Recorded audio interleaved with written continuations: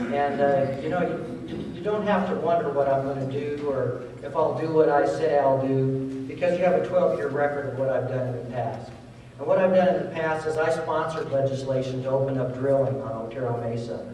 I was the one that fought hard to open that up with new technology that was environmentally safe so that we could harvest that natural gas and harvest that oil that's down there on Otero Mesa. And not only that, my proposal was to build a gas-fired energy plant down there so that we could not only harvest the resources to fuel that plant, but we could also make electricity that we could provide for not only New Mexico, but for the rest of the country, the rest of the Southwest. There's other things we can do also. We can provide tax incentives to grow the research and development industry in this area. With those tax incentives, we can also find alternative forms of energy. Nuclear energy is one of them. Biomass fuels is another. But the most important thing to take home tonight is that you don't have to believe me that I'll say what I do. You have a record of what I have done. And I sponsored legislation to relieve us of that foreign dependence on oil. Thank you all very much.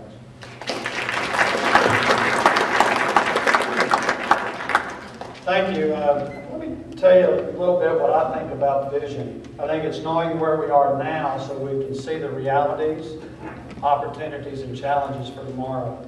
Where we are now is very candidly, our oil and gas industry is a very important component of our domestic energy policy. It's here with us. We have to face it. We have to support it. Our oil and gas industry right here in the state, we're the second largest natural gas producing state in the country.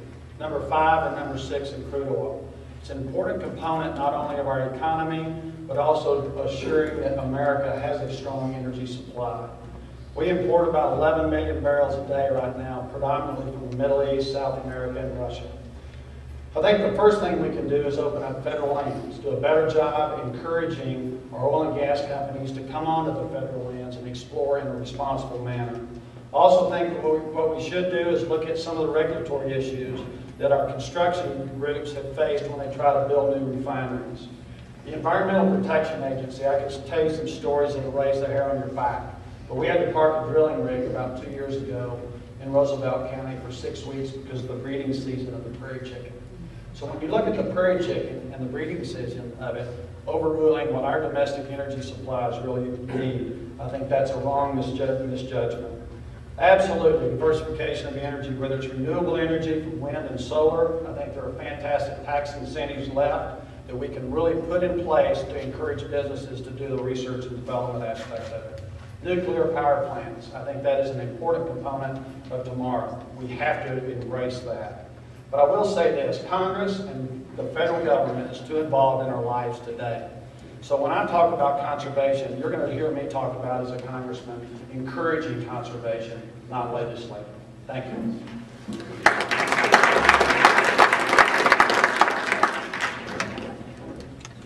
I believe we need to open the land for drilling. Whenever we have off the coast of Florida, we have China coming in with an arrangement with Cuba. My question is why is there room for their rigs in the spot over there? We should have our own rigs in there, but that's the problem with Americans in America is we're too good for our own good sometimes. Yes, we're all environmentalists. We want to have a good environment, but we also have to be realists in going after the oil that's available now. Now on this thing here, it says we're supposed to explain how our nation's dependence on fossil fuel-based power by 50% can be cut in 5 years. It can't be. We're pretty much going to use fossil fuels until the price of them spawn some other industry. And we can't do that through government legislation. The only way to do that is by the very same system that made our country great in the first place. And this is through capitalism. Through capitalism, that is what will fund the research and the development to take our energy to the next level. Now, we, as a federal government, we need to be much smaller. We need to allow the entrepreneurs in America to develop the kind of infrastructure they need to develop their system. Nuclear energy, wind energy, these are all great alternatives, and particularly nuclear energy. I think that it's the ultimate answer for our problems today. I don't think natural gas-fired electrical plants are the answer, because it only drives up the cost of natural gas, and nuclear is much cleaner. And as Monty said, the eastern part of the state is begging for nuclear industry over there. And I say that America, if that is a saleable program and we can sell that to the American population, and we can bring as much of that here as possible. Thank you.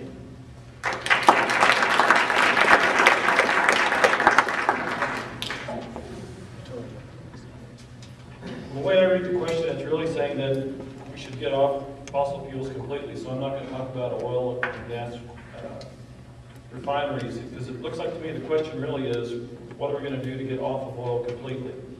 And really, it's been said nuclear is the way we need to go.